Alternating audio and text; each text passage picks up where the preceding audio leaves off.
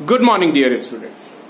आज की इस वीडियो लेक्चर में बेसिकली हम लोग जो स्टार्ट करने जा रहे हैं अबाउट चैप्टर नंबर 5 जो एनसीईआरटी का, जिसे अपन मॉर्फोलॉजी इन फ्लावरिंग प्लांट्स कहते हैं। स्टूडेंट्स, ये चैप्टर काफी इंटरेस्टिंग है क्योंकि इस चैप्टर में हमें सिर्फ और सिर्फ डायग्रामेटिक अप्रोच प्लस हमें और भी एसेंशियल डिटेल्स के बारे में डिस्कस करना है। ये चैप्टर सेल के बाद में इस वजह से स्टार्ट किया हूं ताकि आप लोगों को बहुत इंटरेस्टिंग लग सके। और हम लोग फिलहाल ऑनलाइन कंटिन्यू कर रहे हैं और ऑनलाइन कंटिन्यू करने के बिहाफ में ताकि जितने भी इंटरेस्टिंग चैप्टर्स है, ऐसा नहीं है कि नॉन इंटरेस्टिंग चैप्टर्स अपन क्लासरूम्स में पढ़ेंगे, नहीं, बल्कि क्या है कि डायग्रामेटिक क्वेश्चंस और डायग्रामेटिक चैप्टर्स को पढ़ना काफी इजी पड़ जाता है ऑनलाइन लेक्चर्स पे। इस वजह से डियर स्टूडेंट्स, हम लोग बेसिकली जो चैप्टर्स में डायग्राम्स ज्यादा है, डिस्क्रिप्टिव फॉर्म पे, वो हम लोग ऑनलाइन पे ले रहे हैं और फिर हम लोग क्लासरूम में कंटिन्यू करेंगे। सो स्टूडेंट्स, सेल कंप्लीट हो चुका है, congratulations to all. So start करते हैं हम लोग अपने chapter number 5 that is morphology in flowering plants. अब बेसिकली टर्म यहां पर मॉर्फोलॉजी इन फ्लावरिंग प्लांट्स है क्या, मॉर्फो टर्म है क्या।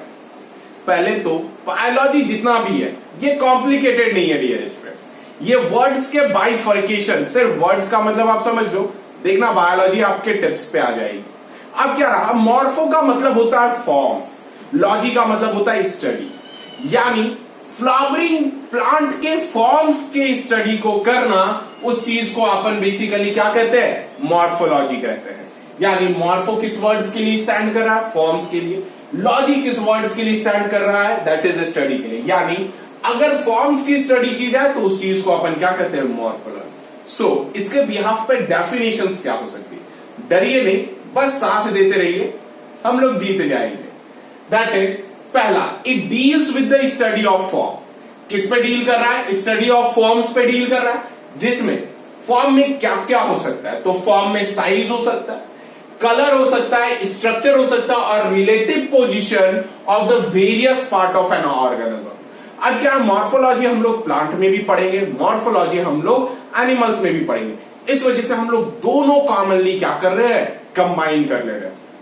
हालांकि यहां पर समझने वाली ये बात है कि साइज समझ में आता है, कलर समझ में आता है, स्ट्रक्चर समझ में आता है, लेकिन रिलेटिव पोजीशंस क्या है। रिलेटिव पोजीशन है बेटा कि आखिर एक लेवल पर क्या क्या चीज ग्रो हो सकता है प्लांट के अंदर, एक पर्टिकुलर लेवल पे हमारे पास क्या क्या प्रेजेंट हो सकता है, जैसे आईज, ईयर, ये सब एंटायर चीज जो भी है ये मॉर्फोलॉजी कहलाता है। अगर मान लो इसी जगह मेरे पूरे शरीर पर बड़े बड़े हेयर्स रहते हैं, बिल्कुल अनिल कपूर के जैसा, तो आप सोच लो आप मुझे क्या कहते हैं। अरे ये बात समझ में। अब मैं थोड़ा सा ज्यादा कॉम्प्लेक्शन या फिर गोरा रहता या फिर काफी ज्यादा ब्लैक रहता, पूरे बॉडी पर हेयर रहते, तो आप कह सकते हो तो कि सर आप तो हमारे पूर्वज के जैसे लगते हो। यस, ये सारे टर्म्स मॉर्फोलॉजी के रिलेटिव स्टडीज है। नेक्स्ट, अब क्या है कि इस मॉर्फोलॉजी एक्चुअल में है क्या, क्यों जरूरत पड़ रही है कि प्लांट को अपने आप को डिफरेंट फॉर्म्स में कन्वर्ट करना। बेटा इसके पीछे रोल प्ले करता है नेचर। नेचर क्या रोल प्ले करता है कि नेचर में किसी एक जगह एक क्लाइमेटिक कंडीशंस नहीं है, किसी जगह बहुत गर्मी है, किसी जगह बहुत ठंडी है। अब गर्मी और ठंडी के पीछे का क्या असर रहा, गर्मी और ठंडी के पीछे का असर ये रहा डियर स्टूडेंट्स कि अगर किसी जगह बहुत गर्मी है, मानते हैं अपन बहुत गर्मी है, तब वहां पर लीव्स बड़े बड़े होंगे, सनकन स्टोमेटा होंगे, यानी सन से छिपने वाले स्टोमेटा होंगे, वो टॉलरेट कर सकते हैं उस टेम्परेचर। अब अगर कोई डेजर्ट में हो गया तो वो अपने लीव्स को मॉडिफाई कर लेगा स्पाइन्स में, कि ना तो ज्यादा लीव्स रहेंगे ना तो ज्यादा वो वाटर लॉस करेगा। ये सब सारे मॉडिफिकेशन है। मतलब मॉर्फोलॉजी और जो डिफरेंट फॉर्म्स हुए इस वजह से हुए ताकि प्लांट अपना स्ट्रक्चरल एडाप्टेशन कर सके। मान लो भाई गर्मी में अभी अपन चले गए, सूट बूट टाई लगा करके जाएंगे तो क्या होगा जरा आप सोचो, बिना एसी का गर्मी में स्थिति खराब हो जाएगी।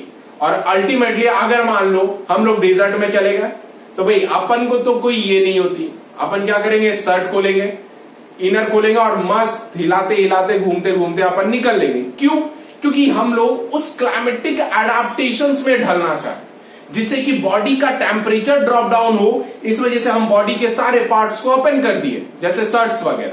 क्लियर? जबकि वो पार्ट नहीं है, मैं जानता हूं, मैं जान रहा हूं कि शर्ट हमारे बॉडी का पार्ट नहीं, लेकिन बॉडी को तो कवर कर रहा है।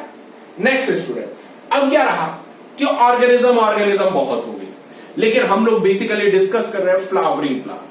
अब फ्लावरिंग प्लांट क्या है? क्या ये पूरे एंटायर प्लांट को फ्लावरिंग प्लांट कह सकते? क्या प्लांट के कितने ग्रुप हैं? सो अपन वो डिस्कस करते हैं। प्लांट को दो ग्रुप में बांटा गया, एक क्रिप्टोगैम्स, दूसरा फेनेरोगैम्स।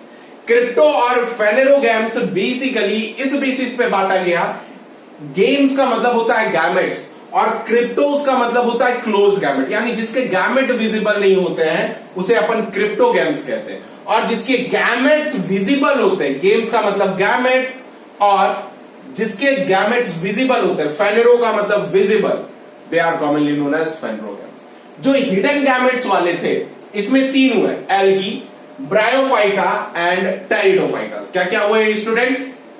एल्गी, ब्रायोफाइटा और टेरिडोफाइट्स हुए। नेक्स्ट स्टूडेंट, जो फेनेरोगैम्स थे, फेनेरोगैम्स बेसिकली दो थे, पहला जिम्नोस्पर्म और दूसरा एंजियोस्पर्म। जिम्नोस्पर्म, स्पर्मा का मतलब होता है सीड, ध्यान रखिएगा।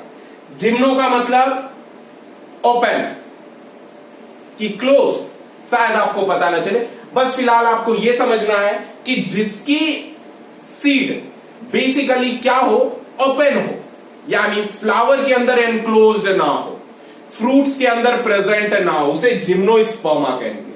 जबकि एंजियोस्पर्म्स वो कहेंगे कि जिसकी सीड फ्रूट से कवर्ड होगी। समझने का बेसिक डिफरेंस आप समझ लो, मैंगो देखे होंगे, अभी राइट नाउ सीजन गया, मैंगो की जो सीड है वो फ्रूट्स के अंदर प्रेजेंट है, क्या हो गया? एंजियोस्पर्मा हो गया। क्लियर है स्टूडेंट्स? ये सारे टर्म्स रहे किसमें? मॉर्फोलॉजी में। अब बात करते हैं कि आखिर फ्लावरिंग प्लांट किसे कहें। अभी भी क्लियर नहीं हुआ है फ्लावरिंग प्लांट किसे कहते हैं। बेटा, हायर प्लांट्स को अपन फ्लावरिंग प्लांट्स कहते हैं, मतलब फ्लावरिंग प्लांट क्या हो गया?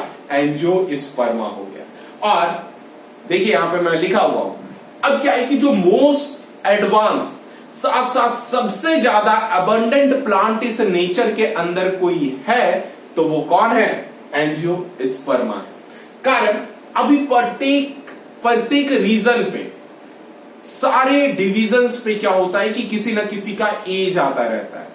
अभी जो राइट नाउ एज है वो प्लांट का, एंजियोस्पर्म का और ह्यूमन का एज है। आप जगह जगह पर देख लो, सब जगह आपको ह्यूमन मिलेंगे।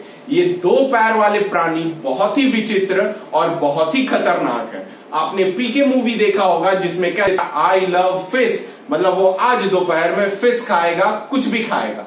सो कह सकते ये दो पैर वाले इंसान बहुत ही विचित्र है, किसे प्यार करते हैं और किसे खा जाते हैं पता ही नहीं चलता है। नेक्स्ट स्टूडेंट, अब क्या है कि जैसे ये बहुत ही ज्यादा एडवांस है, एडवांस होने की वजह से इनकी जो ग्रेटर डाइवर्सिटी देखी जाती है। डाइवर्सिटी का मतलब होता है विविधता, यानी बहुत सारी डिफरेंस ऑब्जर्व क्या की जा रही है? ऑब्जर्व की जा रही है प्लांट के अंदर। जैसे ये किसमें है? साइज पे है, लाइफ स्पैन पे है, हैबिट पे है, ईटीसीज पे है। अब जो मॉर्फोलॉजी है, मॉर्फोलॉजी हम लोग क्यों पढ़ना चाहें? व्हाई? क्या मॉर्फोलॉजी पढ़े बिना काम नहीं होगा? नहीं होगा। मॉर्फोलॉजी बेसिकली क्या बहुत ही एसेंशियल है, जिस चीज को अपन क्या कह सकते हैं? एसेंशियल फॉर रिकॉग्निशन कहते हैं। यानी अगर मॉर्फोलॉजी नहीं पढ़े तो हम किसी भी प्लांट को रिकॉग्नाइज नहीं कर पाएंगे कि आखिर वो किस ग्रुप में लाई कर रहा है। इवन कह सकते हैं कि मॉर्फोलॉजी बेस्ट टूल है किस चीज के लिए? आइडेंटिफिकेशन के लिए स्टूडेंट्स। नेक्स्ट, अब अपन जो डिस्कस कर रहे हैं टाइप्स ऑफ प्लांट। कुछ स्टूडेंट्स अभी परेशान हो रहे होंगे कि यार सर एनसीईआरटी जब हम लोग पढ़ रहे हैं तो ऐसे कोई टॉपिक नहीं मिल रही है। माना मेरी बात, मान लिया आपकी बातें सब सही है, लेकिन क्या है डियर स्टूडेंट्स, मैं इस वजह से अभी इतना डिटेल में पढ़ा दे रहा हूं ताकि जब डिटेल टॉपिक निकले तो टर्मिनोलॉजी से आप पहले ही फैमिलियर हो जाओ। इस वजह से मैं इतने टाइप ऑफ डिटेल क्या कर दिया? एक्सप्लेन कर दिया। सो स्टूडेंट्स कंटिन्यू करते हैं type of plant. Type of plant basically चार बेसिस पे हम लोग कंसिडर करेंगे। ऐसे चार से तो ज्यादा होते हैं, लेकिन हम लोग फिलहाल चार पे फोकस करेंगे क्योंकि चार ये बैकबोन के तौर पर एक्ट करता है। स्टूडेंट, सबसे पहला है हैबिट। दूसरा है लाइफ स्पैन, तीसरा है हैबिटेट और फोर्थ फिर से लाइफ स्पैन। इसमें एक मिस्टेक हो गया होगा डियर स्टूडेंट्स कि कह सकते हो लाइफ स्पैन ना होकर के फोर्थ वाले को अपन न्यूट्रिशंस कर लेते हैं। क्लियर है? तब कंप्लीट हो जाएगा। अब कहोगे सर क्या आखिर क्या हो गया? हैबिट बेसिकली बेस्ड होता है उसके हाइट ड्यूरेशंस पे, नेचर ऑफ स्टेम्स पे, इस पे, और ड्यूरेशंस कह सकते हो कि वो कब कितने समय पे ग्रो हो रहा है, कितने समय पे फ्लावरिंग कर रहा है, वो उसके हैबिट पे डिपेंड है। नेक्स्ट स्टूडेंट, इसके बाद बचता है लाइफ स्पैन। लाइफ स्पैन जिसे अपन जीवन का चक्र कहते हैं, जीवन काल कहते हैं। लाइफ स्पैन है क्या? लाइफ स्पैन एक्चुअल में वो टाइम ड्यूरेशन है जो नेचुरल बर्थ से लेकर के नेचुरल डेथ के बीच का टाइम ड्यूरेशन को अपन क्या कहते हैं? लाइफ स्पैन कहते हैं। नेक्स्ट आता है हैबिटेट। हैबिटेट का मतलब कि आखिर किस जगह पर, कहां पर रहना पसंद करता है।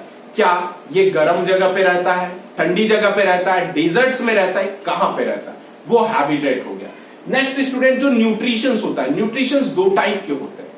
पहला, क्या ये प्लांट कीमो ऑटोट्रॉप है, क्या ये प्लांट नेचुरल ऑटोट्रॉप्स है, या फिर क्या ये प्लांट इंसेक्टिवोरस है। इस टाइप की डिस्क्रिप्शंस अपन न्यूट्रिशंस पे देखेंगे। सो स्टूडेंट्स, अभी हम लोग कंटिन्यू करेंगे अपने फर्स्ट टॉपिक के साथ जिसे अपन हैबिट कहते हैं। अभी आपको डिस्क्राइब किया हैबिट, जो कि एक्चुअल में किस पे बेस्ड है? बेस्ड है उसके हाइट पे, ड्यूरेशंस पे, प्लस नेचर ऑफ स्टेम पे। ये जिस पे डिपेंडेंट है वो बेसिकली क्या कहते हैं? हैबिट पे। हैबिट बेसिकली प्लांट को 3 सब ग्रुप में क्या करता है? डिवाइड करता है डियर स्टूडेंट। सो अब अपन नेक्स्ट वीडियो पे डिस्कस करेंगे कि आखिर हैबिट जो है वो कितने ग्रुप में क्लासिफाई होता है।